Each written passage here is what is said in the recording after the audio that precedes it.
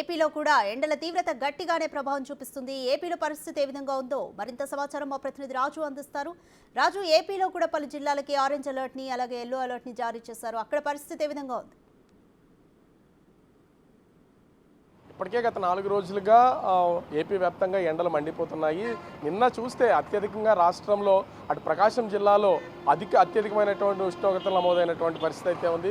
ఆ ప్రకాశం జిల్లా ఎండ్రపల్లిలో 47.1 డిగ్రీల ఉష్ణోగ్రత నమోదైంది. మార్కాపురంలో 47 డిగ్రీలు. ఇక రాష్ట్ర వ్యాప్తంగా ఉన్నటువంటి అనేక ప్రాంతాల్లో 40 నుంచి 46 డిగ్రీల వరకు నమోదైనటువంటి పరిస్థితి కనిపిస్తుంది. మనం చూడొచ్చు, ఇది విశాఖపట్నంలో సంబంధించి ముఖ్యంగా అత్యంత రద్దీగా ఉండేటటువంటి మద్దెలపాలెం సర్కిల్ ఇది. ఇక్కడ చూస్తేనే వాతావరణం అర్థమవుతుంది.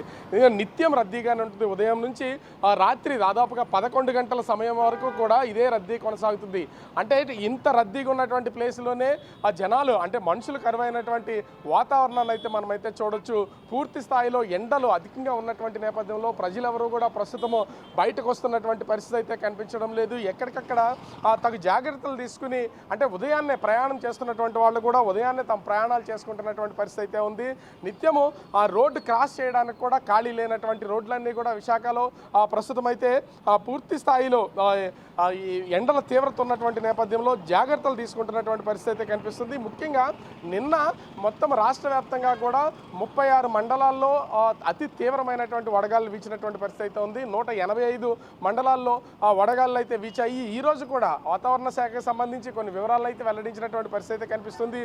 ఈరోజు 28 మండలాలకు సంబంధించి ముఖ్యంగా అటు పార్వతీపురం, మన్యం జిల్లా, విజయనగరం జిల్లా, శ్రీకాకుళం జిల్లాలో ఈ 3 జిల్లాల్లో 28 మండలాల్లో అత్యంత తీవ్రమైనటువంటి వడగాలులు వీస్తాయని, అదేవిధంగా 156 మండలాలకు సంబంధించి అంటే పల్నాడు, ప్రకాశం, పొట్టి శ్రీరాములు, నెల్లూరు, విజయనగరం, అనకాపల్లి, ఎన్టీఆర్, అల్లూరి, శ్రీకాకుళం, అదేవిధంగా గుంటూరు, కాకినాడ, తిరుపతి, తూర్పుగోదావరి, ఏలూరు, బాపట్ల, కృష్ణా, అన్నమయ్య, పార్వతీపురం, మన్యం, నంద్యాల, అనంతపురం జిల్లాల్లో ఉన్నటువంటి దాదాపుగా 156 మండలాలకు సంబంధించి వడగాలులు వీస్తాయని ఇప్పటికే వాతావరణ శాఖకు సంబంధించినటువంటి అధికారులు హెచ్చరికలు జారీ చేశారు. ప్రజలెవరూ కూడా అంటే దాదాపుగా 11 గంటల సమయం నుంచి బయటికి రాకుండా ఉండడం మేలు, వచ్చినా కూడా తగు జాగ్రత్తలు తీసుకోవాలని చెప్తున్నటువంటి నేపథ్యంలో ఆఫీసులకు అదేవిధంగా వాళ్ళు సొంత పనుల మీద వెళ్తున్నటువంటి వాళ్ళు కూడా ఉదయం 5 గంటల నుంచే ప్రయాణాలు చేస్తున్నటువంటి పరిస్థితి కనిపిస్తుంది.